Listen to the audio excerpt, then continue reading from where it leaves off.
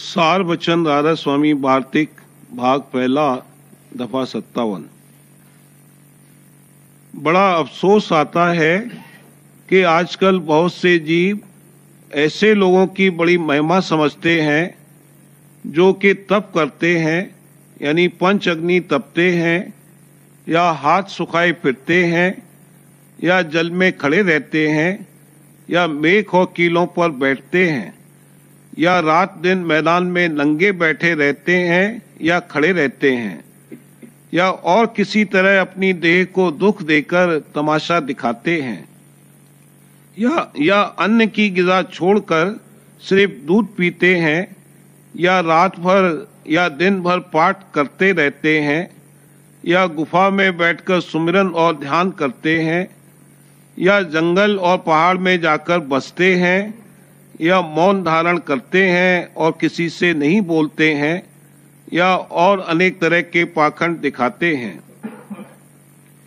इन लोगों की जाहिरी हालत बड़ी आश्चर्य रूप दिखाई देती है कि उससे देखने वाले के चित्त में उनकी बड़ी महिमा समाती है, पर जो उनसे चर्चा या वचन किए जावें तो हाल उनका मालूम पड़े कि किस मतलब से या कौन सी चाह लेकर या किस मजे के वास्ते या किस वजह से यह काम उन्होंने इख्तियार किए हैं,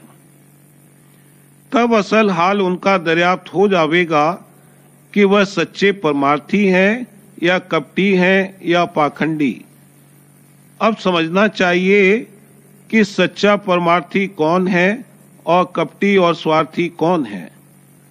सच्चा परमार्थी वह है जो कुल काम वास्ते इस मतलब के करता है कि सच्चे मालिक का दर्शन मिले और वह उस पर इस कदर मेहरबान होवें कि निज धाम में बासा देवें ताकि हमेशा का आनंद प्राप्त होवे और आवागमन के सुख दुख से छूट जावे। सिवाय इसके दूसरी चाह इसके अंतर में नहीं है। और कपटी और स्वार्थी और पाखंडी का यह हाल है कि जो काम वे करें इस मतलब से करें कि जिसमें उनकी मान और प्रतिष्ठा और पूजा होवे और राज और धन और भोग मिलें और सब लोग उनकी स्तुति करें और बड़ा माने, चाहे इस लोक के भोग और मान की चाह होवे, चाहे स्वर्ग व वैकुंठ और ब्रह्मलोक की। इन दोनों में कुछ बहुत फर्क नहीं है, क्योंकि एक जगह के भोग जल्दी नाश होते हैं और दूसरी जगह के देर बाद। और चाहे कोई स्वर्ग और वैकुंठ और चाहे ब्रह्मलोक में पहुंचे और मृत्यु लोक में रहे, दोनों जगह काल और माया के पेट में हैं। सच्ची मोक्ष नहीं हो सकती, वह बारंबार जन्मेगा और मरेगा और दुख सुख भोगना पड़ेगा। कृष्ण महाराज ने अर्जुन को इशारा तरफ एक चींटे के करके कहा कि यह बहुत बार ब्रह्मा हो चुका है और बहुत बार इंद्र और इसी तरह और बड़ी बड़ी गति पा चुका है, अब इस जन्म में चींटा हुआ है। अब समझना चाहिए कि जब ब्रह्मा और इंद्र 84 के चक्कर से नहीं बचे, फिर जो जीव के उनके लोक की आशा बांधकर अभ्यास करते हैं वह कैसे अमर होंगे और 84 के चक्कर से कैसे बचेंगे। इस वास्ते जो कोई के ऐसे कर्म कर रहे हैं जैसे होम और यज्ञ और तीर्थ और व्रत और मूर्ति पूजा और 4 धाम परिक्रमा, और जो जीव की भक्ति कर रहे हैं जैसे भक्ति सूर्य और चंद्रमा की, या गणेश और शिव और विष्णु और ब्रह्मा और शक्ति की, या अवतार स्वरूप ईश्वर की, उन सब की गति ईश्वर के लोक यानी वैकुंठ से ज्यादा नहीं हो सकती। और ऐसी भक्ति करके अपने अपने उपास्य के लोक में यानी सूर्य लोक, चंद्र लोक, स्वर्ग लोक, शिव लोक, विष्णु लोक, शक्ति लोक, ब्रह्म लोक और वैकुंठ लोक वगैरह में पहुंचकर और वहां कुछ अरसे वास करके फिर मृत्यु लोक में जन्मेंगे और फिर 84 के चक्कर में आवेंगे। और जो कोई और छोटे देवताओं की भक्ति कर रहे हैं, उनका तो कुछ जिक्र ही नहीं है। वह तो इसी मृत्यु लोक में उसका फल पाकर यानी कुछ माया का सामान या सिद्धि और शक्ति हासिल करके फिर 84 के चक्कर में आवेंगे।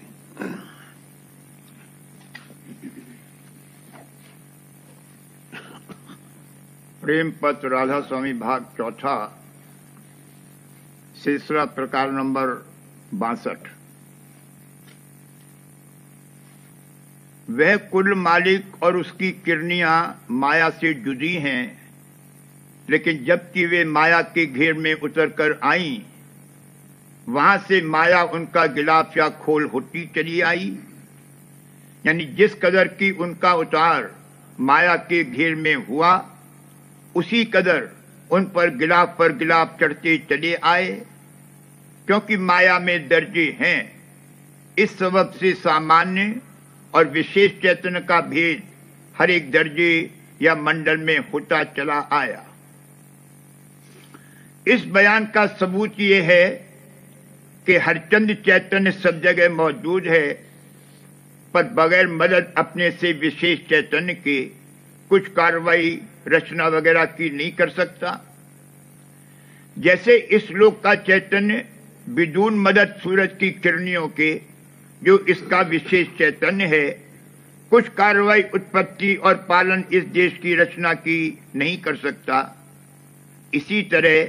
यह सूरज निरंजन रूपी सूरज के अधीन है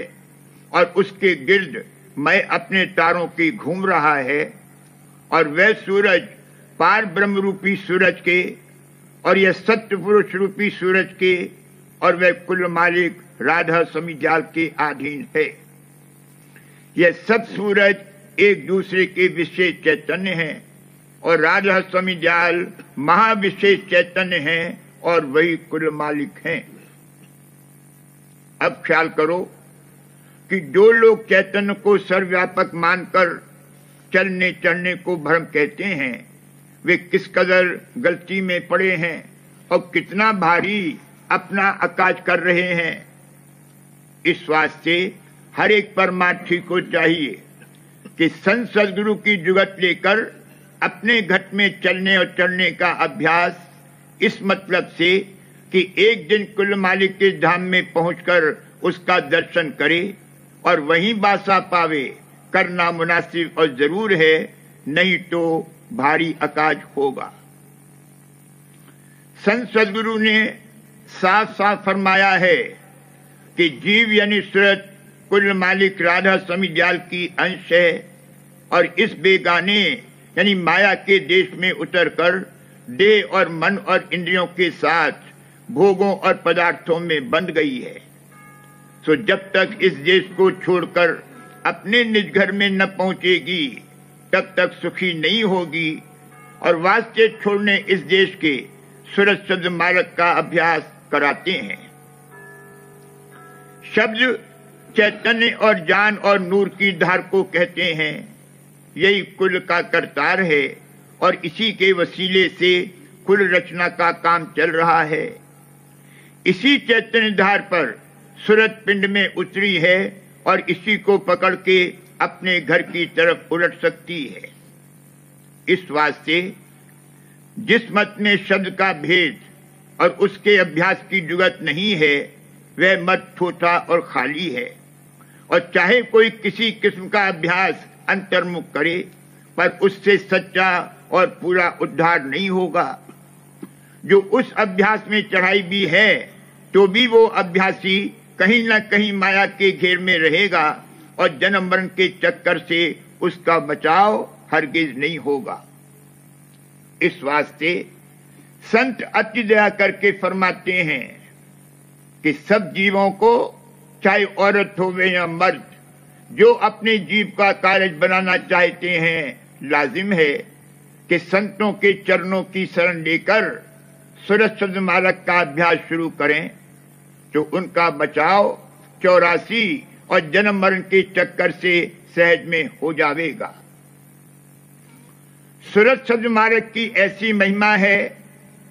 कि जो कोई संत सद्गुरु से उपदेश लेकर थोड़े दिन भी